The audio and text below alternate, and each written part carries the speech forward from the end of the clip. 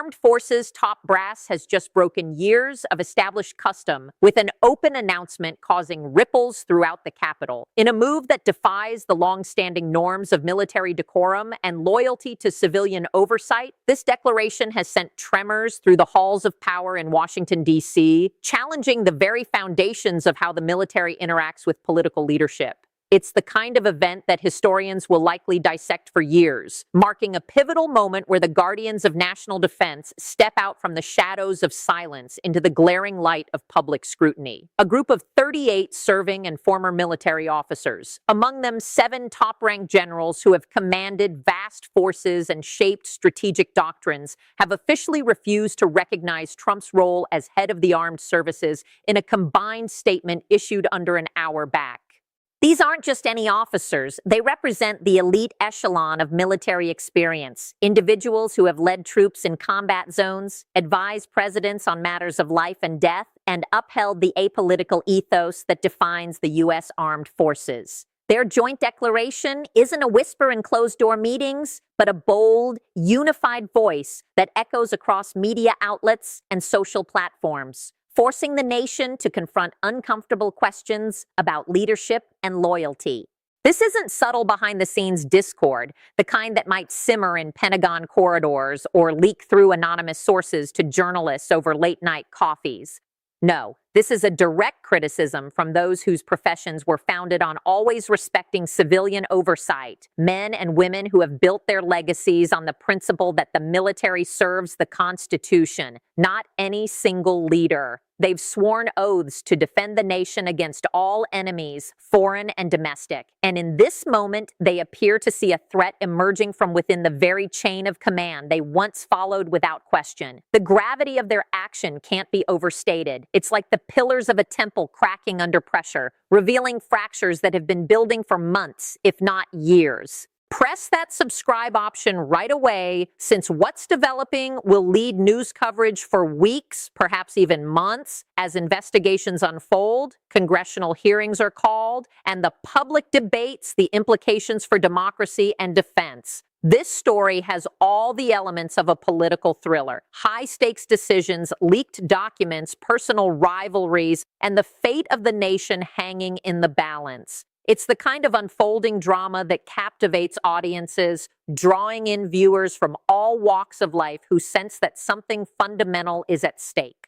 So, what drove these figures to this stage? What confluence of events and frustrations pushed these stoic, disciplined leaders, accustomed to biting their tongues in the face of controversial orders, to break ranks in such a spectacular fashion? It's not a decision made lightly. These are people who understand the risks to their reputations, their pensions, and even their personal safety in an era of polarized politics. Based on the document acquired by leading media outlets at 3:47 p.m. Eastern this day, these officers point to a 14-month trend of choices prioritizing partisan aims over country protection and diminishing armed forces preparedness. This isn't about isolated missteps, but a sustained pattern, a series of decisions that, when viewed together, paint a picture of a command structure being bent to serve political ends rather than strategic necessities. The letter details how, over more than a year, key operations have been influenced not by intelligence assessments or battlefield realities, but by the calculus of campaigns and public image. It's a narrative of erosion, where the sharp edge of military efficiency is dulled by the grind of partisan maneuvering, leaving troops vulnerable and commanders disillusioned. 3 particular events are highlighted in the letter, each one serving as a stark example of this troubling trend, building a case that's hard to dismiss as mere disagreement. These incidents aren't abstract policy debates. They're real-world actions that affected lives, missions, and the readiness of forces deployed in harm's way. First, a sudden pull-out command from an essential Middle East surveillance position in October, given shortly after a political event without involving on-site leaders. Imagine the scene. A campaign rally wraps up with cheers and applause, and within hours, an order comes down to withdraw from a critical intelligence outpost, a hub where eyes and ears gather vital data on regional threats. No consultation with the field commanders who know the terrain, the risks, and the stakes intimately.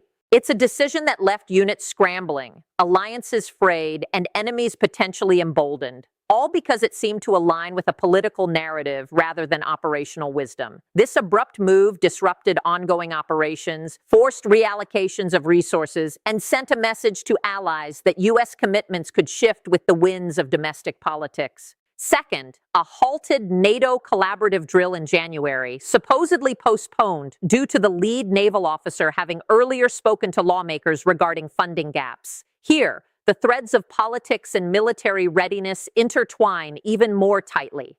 A joint exercise with NATO partners, crucial for interoperability, trust building, and deterring aggression, was blocked, allegedly as retribution for an admiral's candid testimony before Congress about budget shortfalls that were hampering fleet capabilities.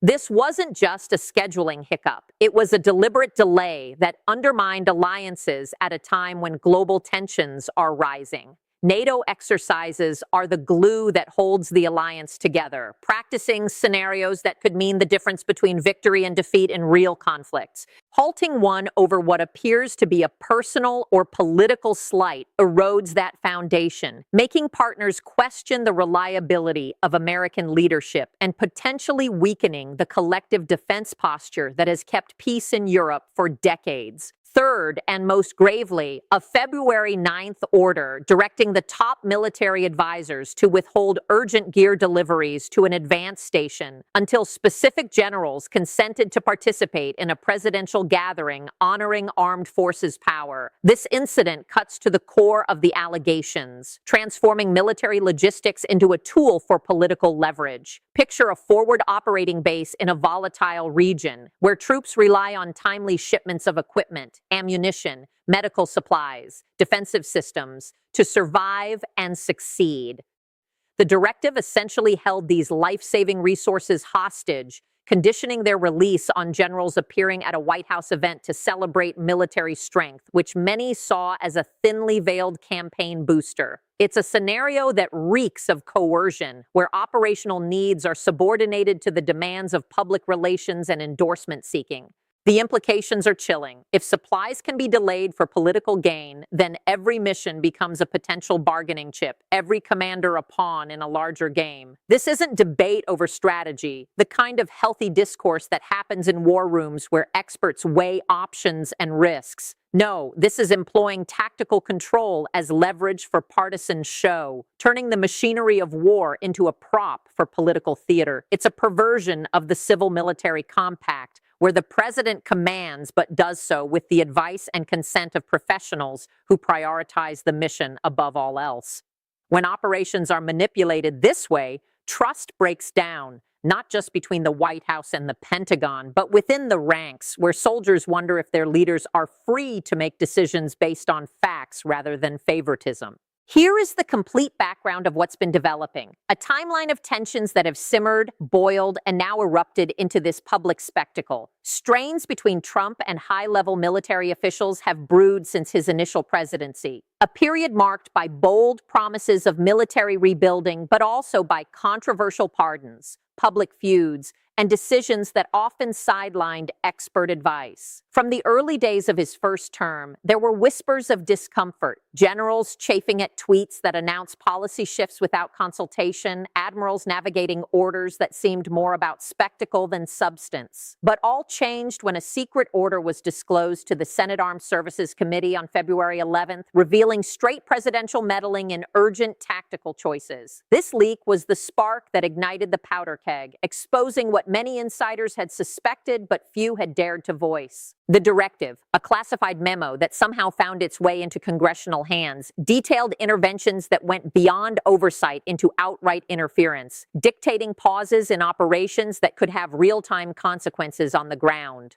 That order, purportedly carrying Trump's own signature, a detail that adds a layer of personal accountability, mandated a 72-hour pause on vital replenishment approvals for a facility under immediate danger, with the stipulation that 3 top-ranked commanders agree to show up on TV commending government security strategies. It's the kind of document that reads like a script from a dystopian novel. Hold back supplies to a base facing threats until generals toe the line and provide public praise. The base in question was in a hot spot where delays could mean the difference between holding the line and suffering casualties. This wasn't about fine-tuning policy. It was about using the power of the presidency to extract loyalty oaths, blurring the lines between command and campaign. When Senate Armed Services Committee participants examined this paper on February 12th, the atmosphere in the room must have been electric with disbelief and outrage. Senator Michael Thornton, a Republican and ex-Marine with a reputation for straight talk and unwavering patriotism, informed peers he had never witnessed such a thing in 40 years of duty.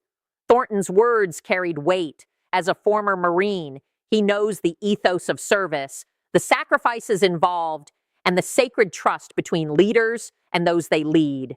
His reaction encapsulated the shock felt by many. This wasn't business as usual. It was a rupture in the fabric of civil-military relations. 11 senators from each side promptly sought a Defense Department oversight probe, a bipartisan call for accountability that underscored the seriousness of the allegations. In a divided Washington, such unity is rare, signaling that the issues transcended party lines and touched on core principles of governance. But prior to that appeal being submitted, the military figures chose they couldn't delay. They made it public, opting for transparency over the slow grind of internal investigations that might be stalled or suppressed. This decision reflects a deep-seated belief that the situation demanded immediate action, that waiting could allow further damage to accrue. The document was revealed at a National Press Club media event at 3:30 p.m. this day, a venue synonymous with major announcements and journalistic scrutiny. The choice of location was deliberate, ensuring maximum visibility and credibility. At the lectern was General Marcus Caldwell, former top-level Army general and ex-Joint Chiefs deputy head, a man whose career spanned conflicts from the Gulf War to modern counterterrorism operations. Supported by Admiral Jennifer Hartley, a naval strategist known for her sharp intellect and unyielding integrity, and Lieutenant General Robert Hayes, an Air Force veteran with expertise in aerial warfare, Caldwell presented a united front. Their presence alone lent gravitas. These weren't fringe figures, but pillars of the military establishment. Caldwell recited, "We have worked under leaders from both sides and never openly challenged civilian direction. But we can't remain quiet when choices impacting American troops' lives are motivated by partisan considerations." His delivery was measured, yet the words carried the weight of decades of service. As he spoke, you could sense the internal conflict, the reluctance to go public clashing with the imperative to protect the institution they love. His tone became stronger as he continued, building to a crescendo that underscored the urgency. When a head of the military views armed operations as items to exchange for partisan approvals, that basic agreement is shattered. This compact, forged in the fires of the nation's founding and tested through wars and crises, ensures that the military remains a tool of the people, not a weapon for personal gain. Breaking it risks politicizing an institution that must remain neutral to function effectively. When a former top-level general with 38 flawless years of duty openly states a current leader has breached civil armed forces ties, it indicates one issue, a crisis of confidence that demands attention. The proof is so grave that quietness itself turns into disloyalty, a betrayal of the troops who depend on honest leadership. These aren't partisan exploiters, opportunists jumping on a bandwagon for fame or fortune. These are individuals who devoted their whole professions steering clear of politics, navigating the minefields of Washington with a focus on mission accomplishment rather than media appearances. Now risking all since they think the option is observing the armed forces hierarchy crumble immediately. They're putting careers, legacies, and personal peace on the line. It's an act of courage born from conviction, a reminder that true patriotism sometimes requires speaking truth to power, even when it's uncomfortable. Historically, such strain isn't totally novel. The annals of American history are dotted with moments where military leaders clashed with civilian authorities, testing the boundaries of authority and obedience. Truman dismissed MacArthur in 1951 to maintain civilian supervision a dramatic firing that preserved the principle that generals serve at the pleasure of the president, not as independent warlords. MacArthur's insubordination during the Korean War threatened to escalate the conflict, and Truman's action, though unpopular at the time, reinforced democratic control. Powell voiced strategy issues via appropriate routes in 1993, during debates over intervention in Bosnia, where he advocated for clear objectives and overwhelming force, the Powell Doctrine that shaped U.S. military thinking for a generation. His approach was discreet, working within the system to influence policy without public spectacle. James Mattis stepped down silently in 2019 without openly faulting Trump for almost 2 years later, resigning as Secretary of Defense over disagreements on Syria and alliances, but choosing to let his actions speak rather than engaging in public criticism. Mattis's restraint exemplified the traditional path: exit quietly, write a book later, avoid inflaming divisions. What's unique now is that these figures aren't holding off for retirement, not moderating their words to preserve relationships or future opportunities. They're not operating via confidential means like back-channel memos or private briefings that might be ignored or buried. They are positioned in front of lenses stating clearly that a critical danger to armed forces' honor is present currently, facing the cameras with unflinching resolve. This directness marks a departure, a sign that the perceived threats are so immediate and severe that conventional methods won't suffice. The document arranges issues into 3 categories, providing a structured indictment that's easy to follow yet devastating in its detail. First, tactical meddling with recorded proof of presidential commands postponing urgent armed actions depending on leaders' open allegiance to the government. This category lists instances where operations were delayed not for tactical reasons, but to enforce loyalty, backed by emails, memos, and logs that paint a clear picture of interference. Second, partisan influence on armed forces paths with advancement and placement choices supposedly affected by partisan agreement instead of expert ability. Here, the letter alleges that promotions and assignments, decisions that should be based on merit, performance, and needs of the service, are being tainted by political litmus tests. Officers who align with administration views get plum postings, while dissenters languish or face early retirement. This politicization undermines morale and effectiveness, as the best and brightest may be sidelined for the most compliant. Third, a decline in autonomous armed forces guidance with high-level leaders omitted from security talks whenever their evaluations clashed with partisan communication. Senior commanders, whose expertise is vital for informed decision-making, are reportedly excluded from key meetings if their advice doesn't fit the desired narrative. This silos information, leading to policies based on wishful thinking rather than hard facts, a recipe for disaster in national security.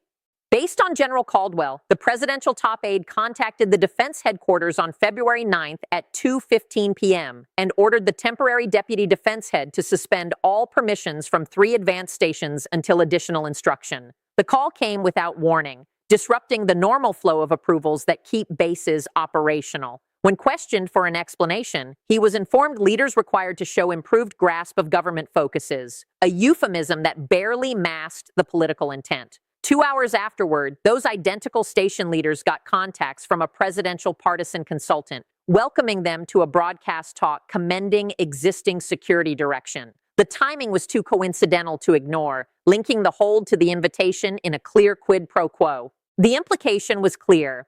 Offer partisan approvals, and the pauses end. Decline in your forces, lack what they require. This kind of pressure tactic erodes the independence essential for effective command, forcing leaders into impossible choices. This ought to worry every citizen, no matter affiliation, as it strikes at the heart of what makes America secure, a military free from political manipulation. If a leader can delay essential armed permissions until leaders provide partisan approvals, country protection turns into an election instrument, commodified and traded like votes. Every tactical choice becomes vulnerable to partisan stipulations, injecting uncertainty into operations that demand precision and trust. Every leader is compelled to select between safeguarding their forces and preserving their honor, a dilemma that can lead to hesitation, resentment, and ultimately failure. failure. And here is the fact that should cause everyone to pause, a human element that brings the abstractions down to earth. Admiral Hartley verified at today's media event that one of those stations faced heightened enemy attacks on February 11th and 12th. Just 2 days following the order, the improved protective setups the station leader had explicitly asked for were included in the postponed permission bundle.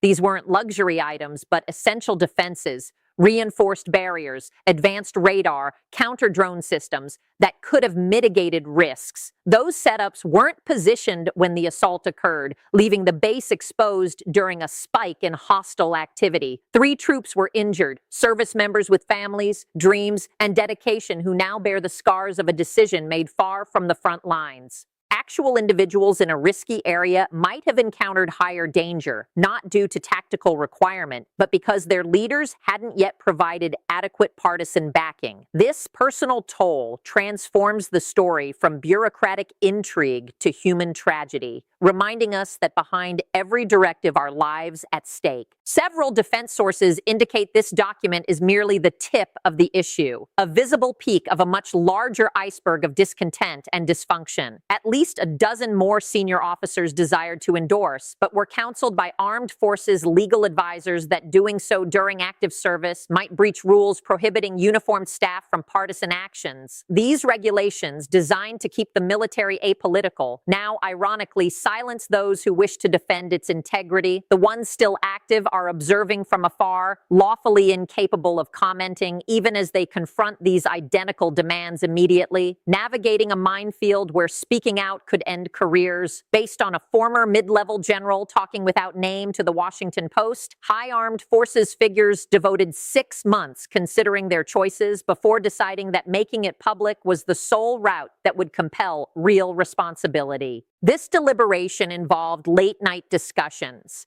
consultations with ethicists, and weighing the personal costs against the institutional benefits. Legal and foundational experts are labeling this the gravest civil armed forces emergency since the Cuban Missile Emergency, a comparison that evokes the high-stakes brinkmanship of 1962 when the world teetered on nuclear war. Georgetown foundational law instructor Elizabeth Warren informed CNN that if confirmed, the claims signify obvious breaches of the leader's core responsibilities, violations that could undermine the constitutional balance of powers. Michael Chertoff, ex-Homeland Security head under George W. Bush, said the behavior outlined could infringe federal laws banning employment of state assets for election aims, pointing to statutes like the Hatch Act that prohibit using government resources for partisan purposes. Even traditional legal expert John Yoo admitted on Fox News that employing head of military power as influence to obtain partisan approvals from on-site leaders oversteps a foundational boundary that should trouble every citizen, a rare concession from a conservative voice that highlights the bipartisan concern. The presidential reply worsened matters, not improved them, escalating the conflict rather than seeking resolution. Instead of challenging the exact details or disclosing the real February 9th order with background to provide context and refute claims, Trump shared on Truth Social at 4:23 p.m., labeling the document a shameful assault by outdated generals, resentful about being overlooked, probably compensated by opponents to weaken him. This response, laced with personal insults and conspiracy theories, sidestepped the substance entirely. He identified Caldwell and Hartley individually, terming them flops and defeats, attacks that demean their service and shift focus from facts to character assassination. When your sole reply is assaulting the individuals offering proof instead of contesting the proof itself, you have already forfeited the debate, as it suggests a lack of substantive defense. If the claims were untrue, the sensible action would be disclosing the real order and demonstrating it was distorted, allowing the public to judge based on evidence. Individual assaults and plot framing imply no factual rebuttal is possible, fueling speculation and deepening divisions. Here is the current situation, a snapshot of a nation at a crossroads. 38 armed forces figures with perfect histories have openly stated that the current leader breached the core agreement between civilian direction and the military. Their records are unblemished: medals, commendations, successful commands that lend unimpeachable credibility to their words. This is no longer hypothetical, a what-if scenario debated in think tanks. It is no longer about strategy likes, differing views on troop levels or alliances. It is about whether we tolerate a setup where armed actions get suspended until generals consent to offer election approvals, a system that commodifies defense for political currency. If there are no repercussions, the example established will form American country protection for decades, setting a dangerous precedent that future administrations might exploit. Upcoming leaders will recognize they can alter armed actions for partisan benefit, using the military as a tool for domestic gains. Upcoming leaders will recognize advancements rely on partisan devotion, not skill, leading to a politicized officer corps more focused on pleasing superiors than preparing for threats. Upcoming opponents will recognize American armed choices may mirror internal partisan requirements instead of tactical assessment, exploiting divisions and hesitations to their advantage. Continue monitoring this narrative attentively. It is far from over, with potential hearings, leaks, and responses that could reshape the political landscape in profound ways. The story unfolds in real time, a testament to the enduring tensions between power, duty, and democracy.